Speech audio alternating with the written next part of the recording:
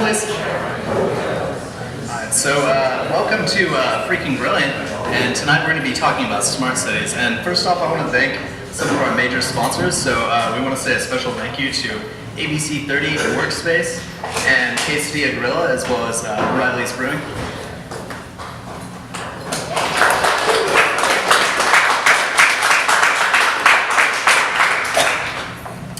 So tonight, I will have the pleasure of moderating. And my name is Adam Weaver. I am a full-stack developer, and I also work with 59 Days of Code as a teacher. And I would like to thank Rebecca Miller and Julie Mavrogeorge for giving me this opportunity to be up here in front of you guys tonight. So.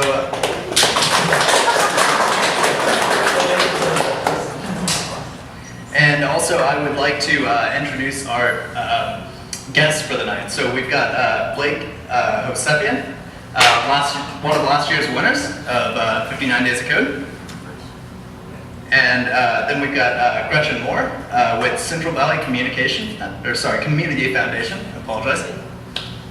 And Bryon Horn with the City of Fresno.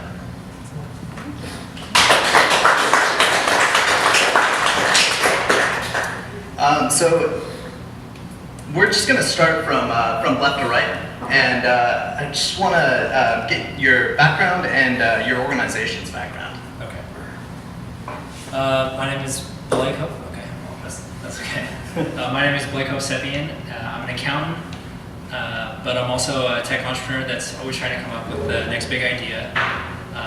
So for 6B Technologies, which is our company's name, we've been working to develop applications that can help people generally just better organize their data and track information, associated to locations.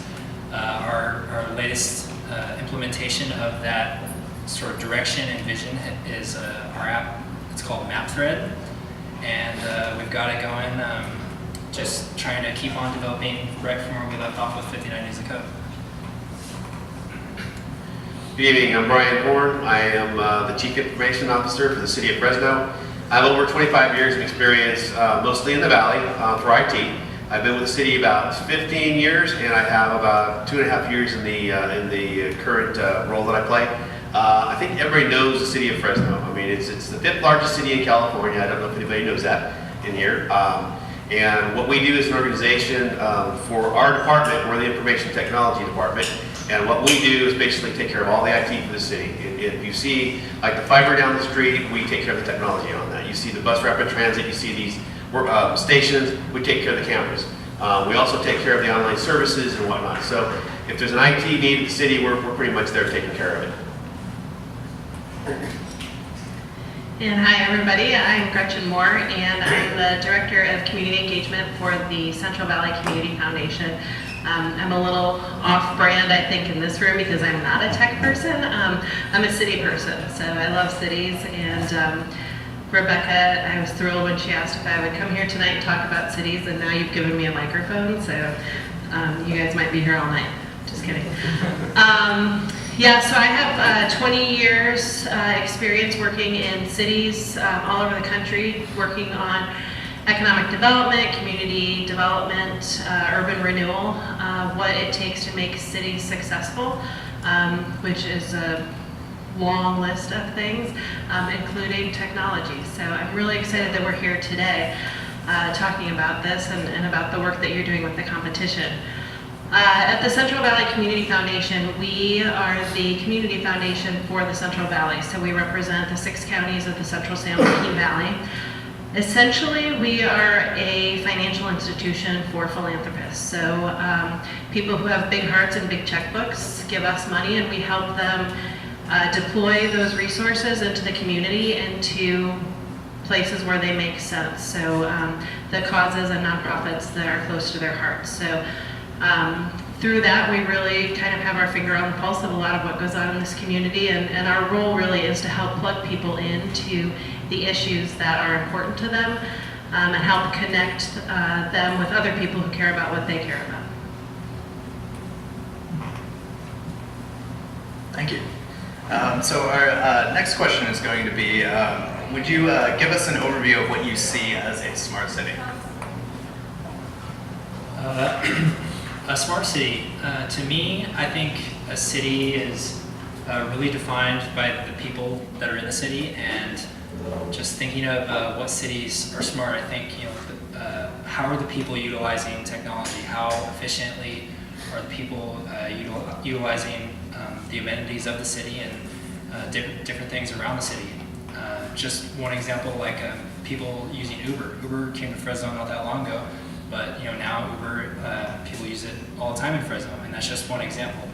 I mean, there's a lot of the city is not just the establishments. I mean, of course, it's the city and the basic services, but there's small businesses, there's people, and I think when you see small businesses and all of the people in general, utilizing as much technology as possible in whatever ways they can, just to be more organized and do things more efficiently, I think that really seems to me as or speaks to me as what I think of about a smart city. I think what he said was really good. He's right. The city, even though I work for the city of Fresno, we provide services to the constituents and citizens. It's not just about services and what the city can provide. It's about pretty much your lifestyle. I mean, what do you need? What are we doing for you? It's not just the city. It's also businesses, and it's all the organizations, community foundations, school districts.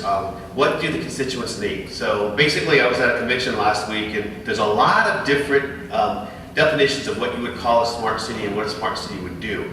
I've seen things from, okay, all these sensors in the field with air pollution or water control. I've seen things where, okay, geez, we're doing data on quality of life.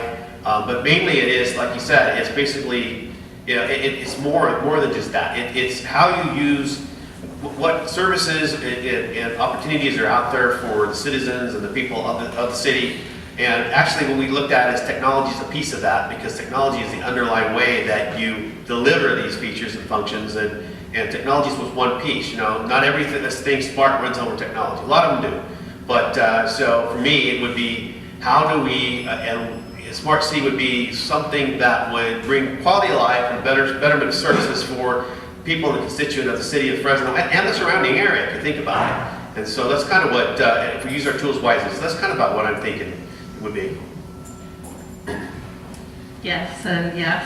I think smart cities are cities that provide opportunities for the people who live there and work there and visit there. I think smart cities are cities that position themselves to be active in the global economy, and are a place where no matter if you're from here or you're visiting or you've moved here from anywhere else in the world, that you can connect in. I think smart cities have broad and bold networks where all of these systems, whether it's the city or tech entrepreneurs or institutions, where they have a way to connect with one another and to share information. And I think smart cities are data driven and don't just collect data, because I think a lot of times you end up with piles of data that no one ever sees, but actually uses that data to make decisions, and then looks at the data in unique and different ways to help tell different stories. I think you can use that data and that information to help disrupt systems and start doing things for the community that the community actually needs. Maybe start doing things a little bit differently than how you've done it before. Maybe start seeing things differently. Really use that technology to take a different approach to the way you've always done business to serve residents.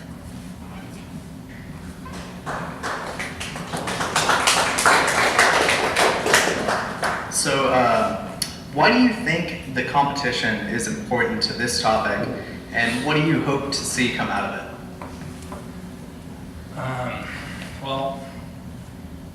Just speaking from my own experiences, doing 59 Days of Code last year. It was our first year with it. Really, I hadn't even heard about it since before last year.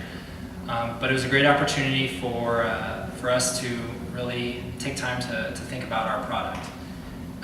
And just like I was saying with smart cities, people utilizing technology, that's basically what we were going for. You know, how can we solve a problem? That's where we got our start. We're just trying to solve a problem, and building something that could function.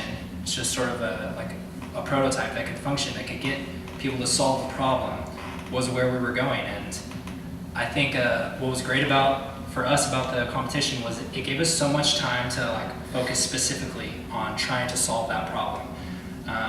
Like a sort of a friendly environment. I mean, it was a lot of fun, and just sort of that atmosphere of, you know, a fun competition where you can sort of insulate it from the outside world, where you could really focus on, you know, this coding competition, really focus on like a product.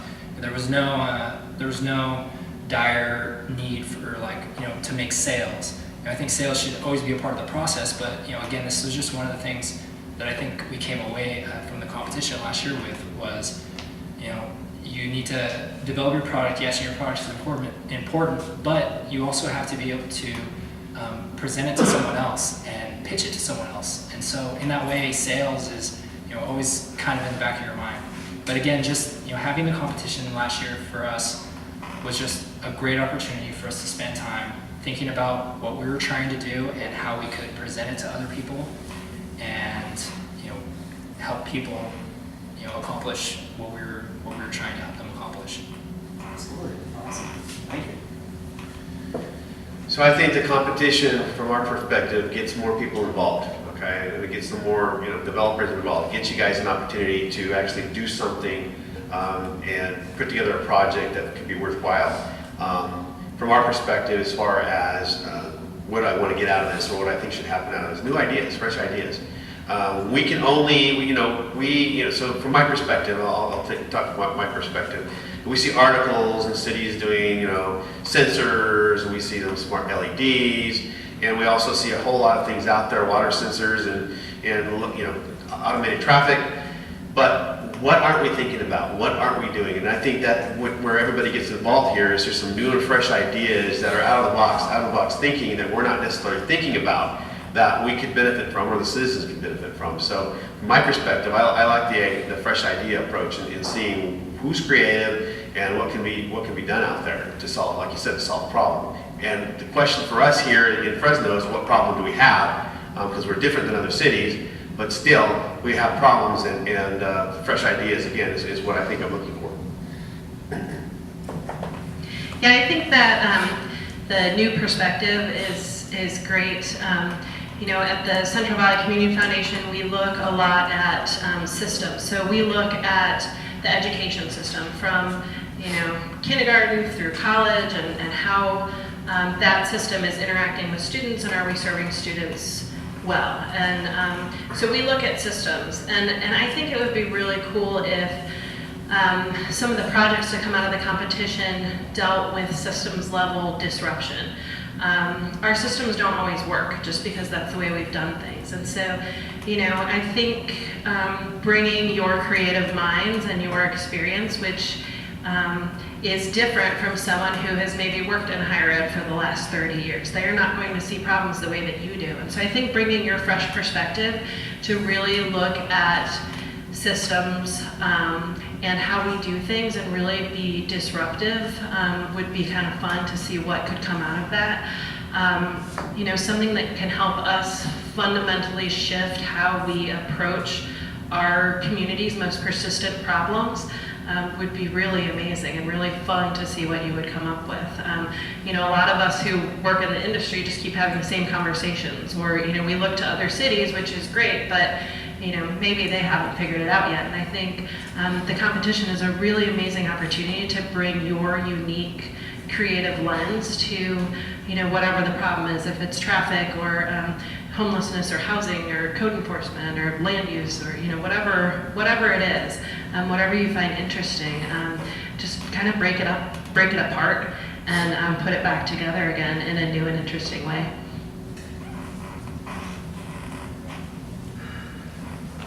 So what are the major needs in Fresno or other Valley cities, and how do you think technology can help alleviate these? Well, just kind of going off the last question, what Fresno needs. I think it's been great seeing what 59 Days of Code, among others, have been doing just to sort of spur the growth of a tech community and entrepreneurial community.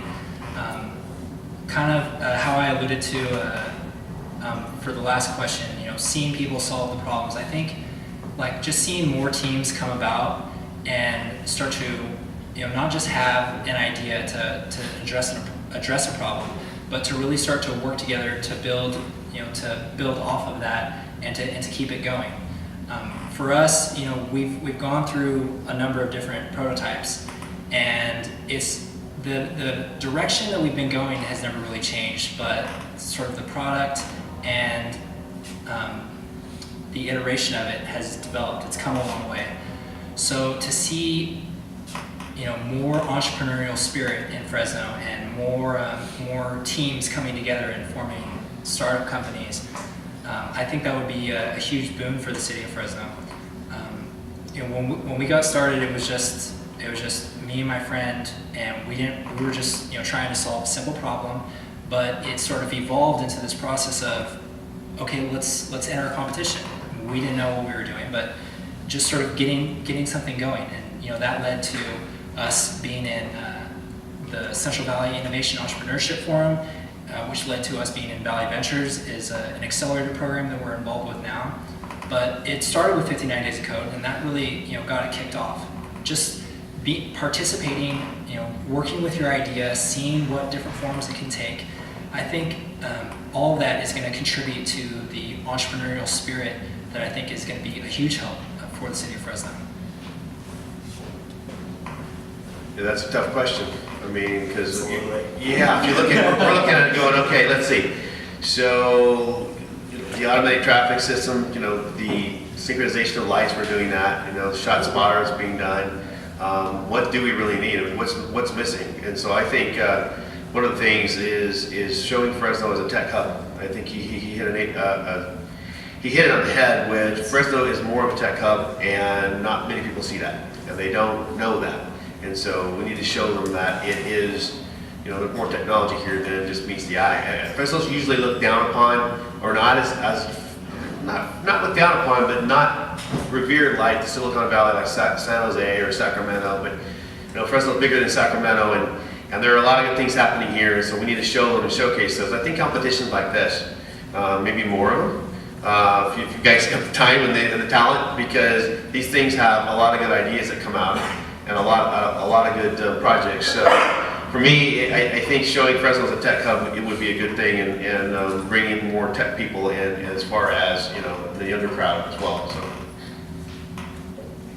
yeah, that mindset shift is a tough one to unpack. Helping people see Fresno as this tech hub and a place where creativity thrives, and people aren't afraid to take risks, I think is really key, and that's a great thing to come out of this competition. I think one of the things I see that we need in the Valley is, we work a lot in silos, which I think is okay sometimes, and sometimes you have to, just by the nature of the beast, but I think ways to help make those silos more permeable, so that information or data can move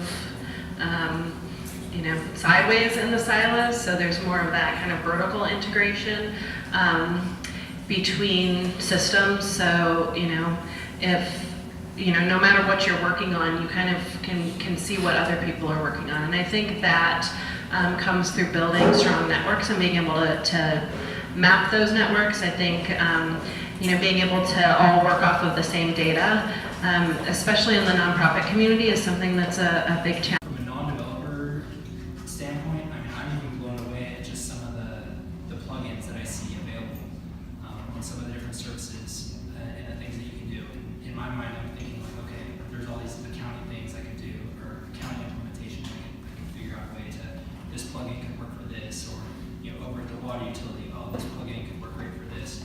So really just doing it, like starting with whatever the problem is, or whatever your mindset is really, and then reviewing the documentation, seeing what plugins are available, what demos have already been done. I mean, again, from a non-developer standpoint, doesn't seem like there's a large need to reinvent the wheel or to come up with some groundbreaking new way of coding or something, along those lines. But just taking advantage of all the things that are available. I know that there's a lot of work to be done with just all the different plugins that are already available, the demos that have already been done, code sets that are already there. Just taking something that functions, it's been proven, it's been documented, and saying, hey, we can use this and connect it to these other pieces and build something that is functional to help us solve whatever problem you're trying to solve. All right. I better say there's a ton of technology available for us because we are the IT department, so I better say that. For us, technology, yeah, I mentioned a few, fiber technology. So we've got, people who can do the technology in the fiber, the switches, routers. We've got servers. We've got software, hardware. So it's kind of an unfair question for me because I've got any technology you almost want. So we've got developers who can do things in-house. We have some mobile apps that we're coming out with shortly. One's already out, my Patch Bus. A couple more coming up shortly. But yeah, we've got the developers tools. We've got 3D cameras. We've got drones. We've got, like I said, the technology behind it, mobile devices, mobile apps, wireless technology. So we pretty much have, because we don't outsource a lot. We do a lot in-house, so we have the systems behind us to do that. So we have developer spaces as far as test environments and whatnot. So quite a bit. Use this and connect it to these other pieces and build something that is functional to help us solve whatever problem you're trying to solve. All right. I better say there's a ton of technology available for us because we are the IT department, so better say that. For us, technology, yeah, I mentioned a few, fiber technology. So we've got, people who can do the technology in the fiber, the switches, routers. We've got servers. We've got software, hardware. So it's kind of an unfair question for me because I've got any technology you almost want. So we've got developers who can do things in-house. We have some mobile apps that we're coming out with shortly. One's already out, my Patch Bus. A couple more coming out shortly. But yeah, we've got the developers tools. We've got 3D cameras. We've got drones. We've got, like I said, the technology behind it, mobile devices, mobile apps, wireless technology. So we pretty much have, because we don't outsource a lot. We do a lot in-house. So we have the systems behind us to do that. So we have developer spaces as far as test environments and whatnot. So quite a bit. I'm just gonna start crying now. We don't have any of that. And I think that's the case with a lot of nonprofits in the Valley. There's over 4,000 nonprofits just on our footprint alone. We use technology for our databases, tracking donors, tracking our grants, tracking where the money is going, tracking the impact that our grants are having. All of our database software is just old and clunky and super expensive, and it never does what you want it to do. So, and that's, I think, the case for just about every nonprofit, every nonprofit out there. But I know, I think what a lot of nonprofits could use would be, there's probably a lot of specialized things that they could use. So I'm thinking about, some of our nonprofits who work in human trafficking. There may be, they are out there every day trying to get victims off the street, trying to work with the local police. And how are they tracking this? I'm pretty sure these are super small nonprofits that are running on a nickel, and I'm pretty sure they're just out there with their cell phones, sending texts back and forth, and they're not really, they don't have the capacity or the bandwidth, literally or figuratively, to, really track what's going on. So I think there are a lot of, really specific examples. with local nonprofits or local challenges that, you know, if you got out there and you really talked to some of the folks on the ground and what they're doing and what they're working with, and the lack of technology and how something could really make their jobs easier and really impact the lives of people in this community. I think, you know, if you spent some time talking with some of the nonprofits or people who work at the city, you know, who are they out there encountering, you'd be able to uncover kind of a lot of what the need is out there. Awesome. And for our final question, what future projects would you like to see in the cities within our valley?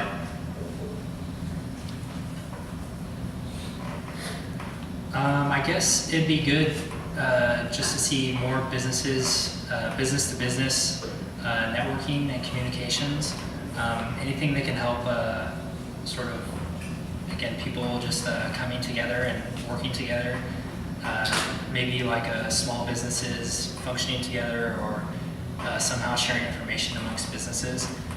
I mean, I always like working with as many people as possible, working with people I know, and I think one challenge I see is, you know, just getting into or starting to work with a different friend or in a different field, just trying to learn what's going on in their field. So any way that that information could be just better communicated amongst different parties or interested parties to help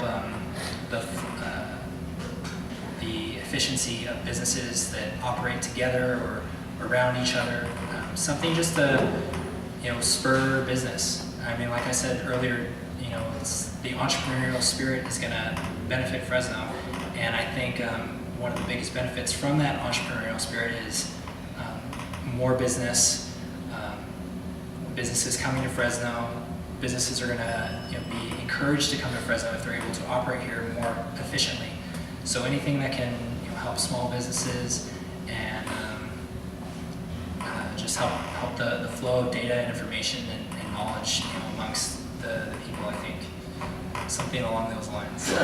Awesome. Another tough question.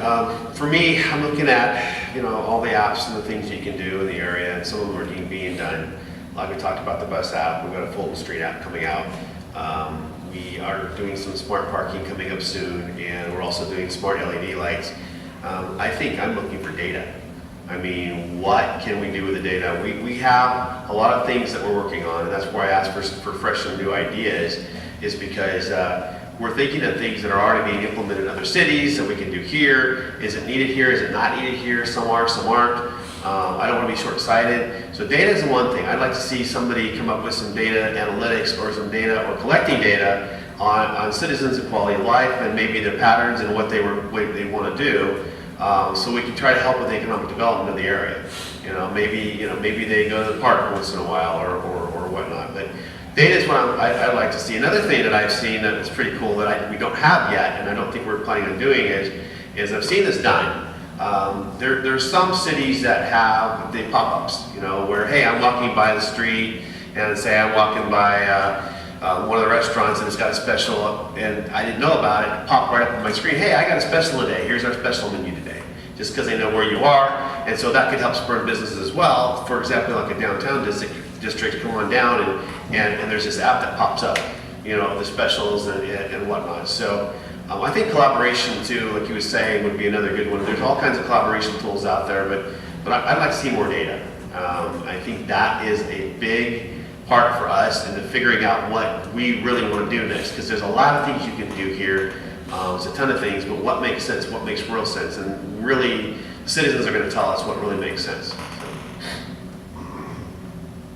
Yeah, I think data also, and being able to track the data after whatever intervention has been done. So, we can find census data, and we can create a program to deal with something, but how do we track the impact of that data over the long term? And I think that's really key.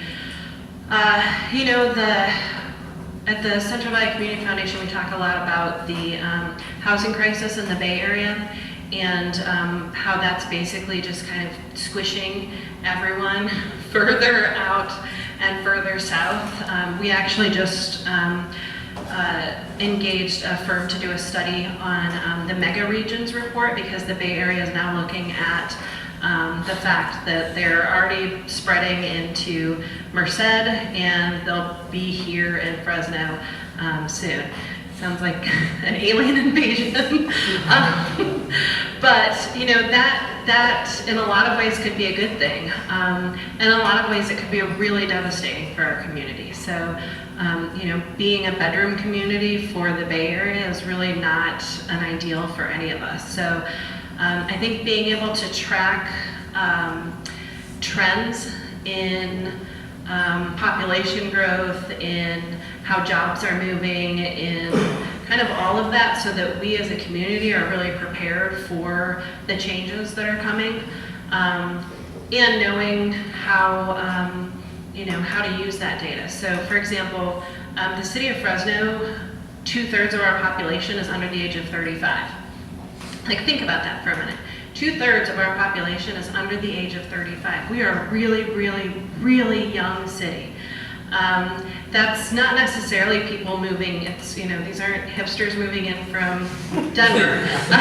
These are, you know, people who live here are having babies and having more babies and having more babies. So how to balance this population growth from within with, you know, whatever is coming at us from the north, and how do we make sure that the people who live here are actually participating in that economy and have opportunities that are going to be created because of how we're changing. I think being able to track that as it's happening and being able to plan for it, and that would include things like you know, where people are living, where how land use is happening in the city. Land use is a massive issue, and making sure that we know what properties are available, making sure that you know, people can tap into you know, where's vacant land, what's it zoned, you know, all of that, which I know the city has a pretty good system for that, but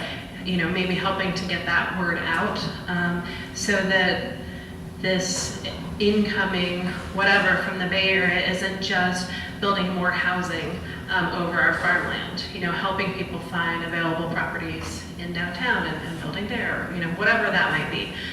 So I think that that just being able to track trends and patterns in that data is really important. Awesome. Well, how about a round of applause for our great speakers?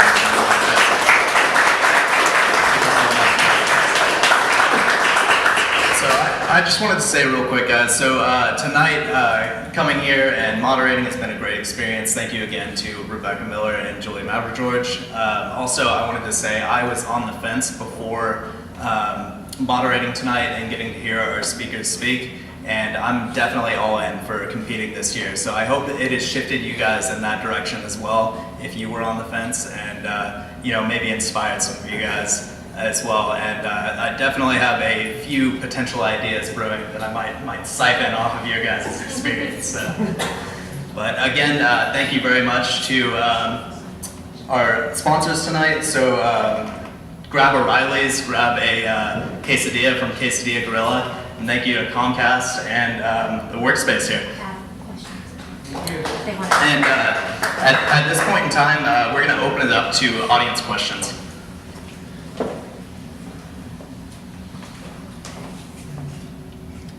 Don't all raise your hands at once. Yes, in the orange. City of Fresno? Yeah. What are you guys currently working on that's pretty much future planning, but it's actually works coming out? Okay, a couple things. So first of all, you guys will hear tomorrow about the water system. Your data is online that you can get, you know, on the mobile app, so you can look at your water usage. Second of all, we've got some apps coming out. We've got Fulton Street, which is part of our requirement for the grant for ripping up Fulton Mall and putting in streets. There'll be an application that's coming out that will let you guys see, you know, the artwork, the history, and everything about the Fulton Street. That will be released probably in about a month. We have a public utilities application. I'm going through the apps first.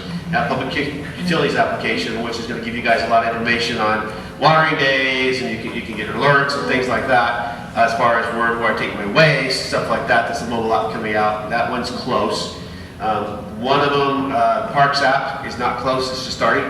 So that's coming in the future. And the last one that we have a code inspection application, which helps our code inspectors be in the field, be mobile, and they can take pictures of the properties and work with the owners and whatnot. They can do everything from the field. So that's on the mobile app side. There's other things that we've got in, thoughts. And so you guys have some ideas on mobile apps. We'd like to hear about it. Okay. So on the other side, we've got we're looking at smart parking.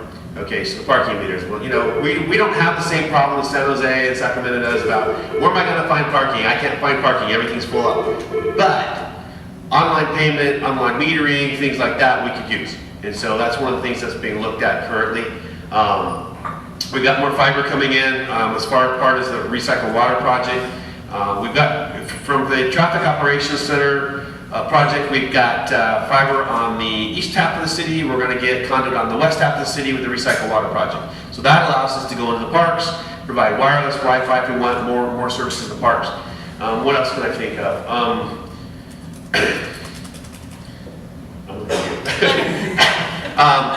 So those are some of the things that are coming up. Bus rapid transit 2 going down Shaw. I mean, there'll be more coming out. We're going to put more shot spotter out, which is shot detection, more video policing cameras, which actually helped to keep crime down in the area.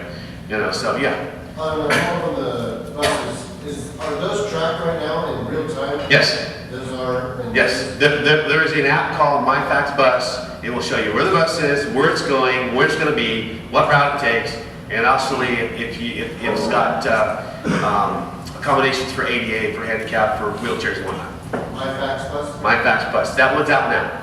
And speaking of apps, there's always concerns about data collection and all that. Yeah. Do you know who's building those and like? We are. Kind of, Internal, yeah. So we're watching that information. So right now, there's no public information being stored. Actually, they come up with a privacy policy. Because the city of Fresno is not tracking you where you're going. We don't care. We don't have time to look at this stuff. So I don't know where your MAC address is on your cell phone or whatnot. The buses that are tracked. We're not tracking you on the buses. So and on the other apps that are coming out, again, we're not going to track anything for you guys. Basically for your convenience and your enjoyment and services. So yeah, we're really worried about. We don't want to be Big Brother. I mean, even though we got video policing cameras out there. The cameras are watched. If something happens, they're not going, oh, who's doing that in that window in that house? I mean, they've got blocking on the cameras so that you can't look in the residents' houses. So we don't want that. So, Thank you. sure. All of you mentioned that you guys wanted to analyze data. Where can we access data so we can decipher it?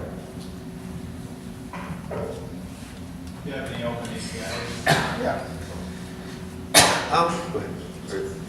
That's a good question. There is some data on our website, like for GIS data, for locations and whatnot. But when I'm talking about data, I want us to know what data is being collected. I want you guys to come up with an idea for collecting data. Okay? If you want to siphon data, the other stuff on the website you can get. We would like to do, so for us, we'd like to do more OpenGov. We'd like to put more data on our website. We'd like to put citizen data out there. But the question is, what do we put out there and why? I mean, some of the things we can't do, like for example, the water app. I can't put water data on the website for you to grab because I would need the customer's permission to do that. Okay, because that's utility and that's regulated. We can't put our financial data out there. We haven't done that yet, but that's one of the things that we could use. We could use some more data on our website, being open data, OpenGov, being able to give the data out there. But there's some census data out there in the state. I don't know how up to date it is, but there's some data out there. But I'm thinking of you guys create the data and tell us what we should be doing. Did you have? Yeah, sorry for sitting first. Well, I'm not from here, Sure. like that. I'm from Baja, Mexico, in Tijuana. I work with the tourist community over there, and we ran a project about general Wi-Fi on downtown and beacon proximity systems. And I work at, and well, my bottleneck was that I didn't have the right designer of Java and iOS and Android to develop an app. So county or the city was able to have sponsors that will guide you until restrooms that you're allowed to use because you consume several spots, or the ones that are in the program, they will turn a little bit of their profits into the program. So some money is going to charity. It wasn't all integrated, and over there was 5 years ago that I worked there. And we didn't have the right people well, it's my first time here, sorry, I'm from Bryon Brewing. I'm a brewer and as well, a little bit of a geek. But still, over there I worked I didn't work on the development of the apps, but the really single fact that we were so close and so far, and the new administration was coming and a new party, like here, like Republicans and Democrats. Well, I was with the Republicans and then the Democrats, like for instance, and the other guys won and the party turned down, and well, I'm here and I'm married with an American girl and now I speak English and brew American beers instead of Mexican beers. And well, my doubt about that is that it's possible to bring that kind of experience here in Fresno with that Wi-Fi, because one of the bottlenecks was that the coverage of our Wi-Fi and the beacon proximity and the sponsors. I feel that that kind of drive will be really helpful in this area because I'm not from here and it's really hard to me to get the right, for me, like the right beer or the right, I don't know, pokey or the right burger that I'm looking for. If I had the sponsors and they are willing to donate some charity, we could cover the cost of the development of those scripts and that app into a mobile system. So who wants to develop a brewery app? I like what you said. I mean, seriously, there's a good idea. Develop one of the best breweries in Fresno. I mean, and where are they? Where are they located? And well, I mean, if you're in school and maybe you're dealing with a lot of like class data for schools, or like Jose was saying, you know, he's has a lot of brewery data and wants to know more information about that. So a good counter question would be like, what data is in your own day-to-day, and how do you think you could solve problems with the data that you're already presented with? So let me answer his wireless question. okay. I probably shouldn't. Okay, so there is some wireless down Fulton Street. It was put in a long time ago. It's not very fast, it's not very good. There are park slabs that have wireless in them. The thing about wireless is very tough. I mean, when you're looking at the city of Fresno has a budget, right? And so what we're having to do is become a wireless provider. That is tough when you have AT&T and Verizon breathing down your throat saying you can't compete with us, or you're taking business away from us. So we've tried to get the carriers to come in and partner with us. We've got one carrier in town, CDIN, who's working with us on some wireless offerings, and they're willing to do it in certain sections of the city. We don't have the funding for it. I'd love to say we did. We don't. We've got fiber, we've got the infrastructure, we've got locations. It's prime for somebody to do something like that in prime locations. There's a little bit downtown on the park slabs and public buildings. So at the Grizzly Fest, I had to mention that, next week, we have a company called CDIN. They are microtrenching in Woodward Park. They're putting in fiber. They're going to provide free wireless. They are. And so the only risk we run with the free wireless that they're providing is if the city sponsors it, then AT&T and Verizon is going to get mad that they didn't get the chance to do that. How dare you? And so we're kind of tied up with the carriers. But the good thing is we're going to get fiber in the park in Woodward Park, so we can provide wireless later. So we're looking for ways and partners to partner with us. There will be free wireless on the buses. It's coming. It's just not there yet. We've got either Comcast or Verizon who's going to help us provide it. Again, the city's going to pay for it because they're not going to do this for free. So that's the challenge we have. So if you guys have a way of helping us with that challenge, I'd really love to hear it. I put all the carriers on notice saying, help us out, but nobody wants to do it unless they make money from it. So that's one of the things for wireless. That's why you don't see a lot of free wireless. Well, I hate to be the one that's just interrupting everything. I have a little experience with beacon technology, and I'm not selling any beacon technology. I barely remember my suppliers, and they were way different than we got here in America. But still, was a really cheap technology because nobody's using it. And beacons can detect you and tell you like, hey, you are, 100 feet away from here, which is my sponsor who's giving some money to the city for paying that Wi-Fi. That's how it worked. And the problem was that politics got in the way, and another party won city mayor, and city mayor was like, oh, heck with the craft beer program and that stuff, I don't care. And still, that craft beer's market went to, I don't know, 1,000%. So I was there 8 years ago, 10 years ago, and there were like, I don't know, I can tell you like 30 breweries, and now in Tijuana there are like 80, and they're growing, and they're bringing some money to the city, and they are sponsoring some all full coverage Wi-Fi and high speed, and that's the third world. Come on, you know, it's like, I'm just saying. With all this data collected, say from third parties, how do you confirm that data integrity? How do you just trust in the people bringing that data? Is there any, the city that has to confirm the type of data that these outside parties bring in, or the app that we use? How do you really address that?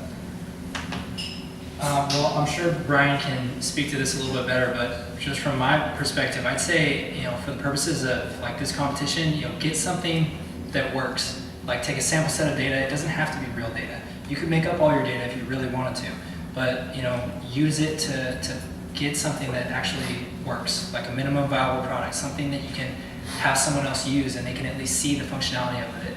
From there, you know, if you were, I mean, this. Bryon would be able to tell you better, but if you took it to someone like the city or someone else and said, hey, here's my app, here's how it works, oh, they're not going to care if your data is accurate, you know. It's just going to be, oh, okay, yeah, this is functional and I can use this. I mean, any customer, it doesn't have to be the city, it could be anybody, but just it's a lot more important to see the functionality of a thing than the integrity of the data that underlies it, at least in the early stages. I think there's people that would take surveys or whatever it may be to collect that data, right? So how do you put that trust in that third party that's going to be uploading onto that app, or however, you know, you're retrieving that data? How are you able to confirm the integrity of that? Check your sources, check the methodology. How are they doing it? What are they doing? You know, where are they collecting it from? Where are they getting it from? I agree with him. If you're going to start developing an app, as long as it works and you can collect the data, it's fine. You know, I mean, make sure the app works. That's the important part. But yeah, what you do for data validation is, you know, you've got to look to see what the sources and what they did. The methodology is exactly what you've got to do.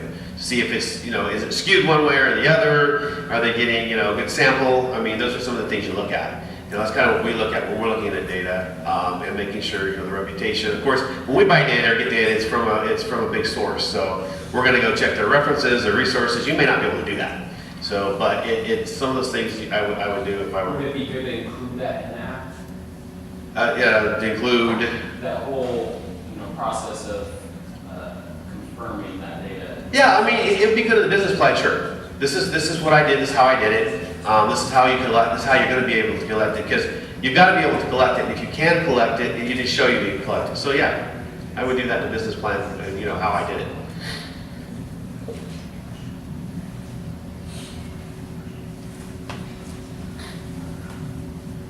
Any more questions?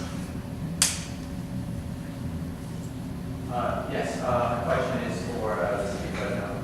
So in startups, typically working with public sector / government equates to long sales cycles and implementation. So, you know, asking with most of the technology things you know so far in-house, have you had any engagement with startups so far, and what's that process been like? It's tough for IT because IT usually does not get involved at that level.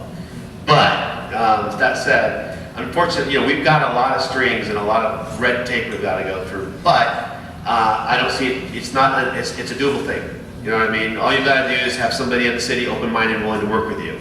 And yeah, we're pretty open-minded. The culture now with all the directors is they're pretty open-minded. They'll work with you. They'll look, you know, see what you got, maybe give you guidance, or try to get you involved, or have a public-private partnership. One of the problems about a private-public partnership is sometimes we have to go to competitive bid. You know, if we have to do that, then we got a longer process. But it is a lot of red tape we got to work through. So sometimes, unfortunately, I hate to say this, you got to have a little patience, but it is doable. It's doable. So.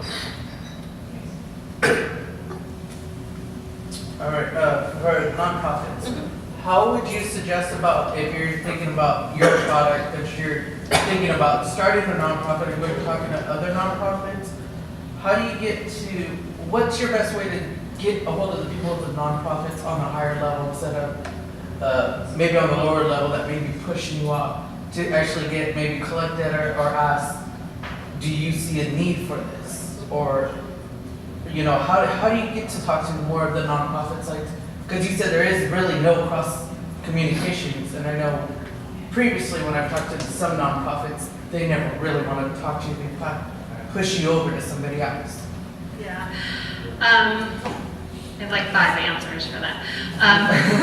So one is sometimes nonprofit leaders, just like everybody else, they suck too. So sometimes you're just not going to get in, and that's just a fact.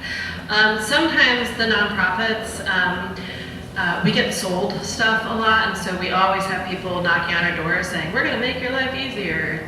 And we don't, like, nonprofits don't have the money to buy, you know, new systems that may or may not, you know, pan out, whatever. So a lot of times it's just, like, are you just selling me something?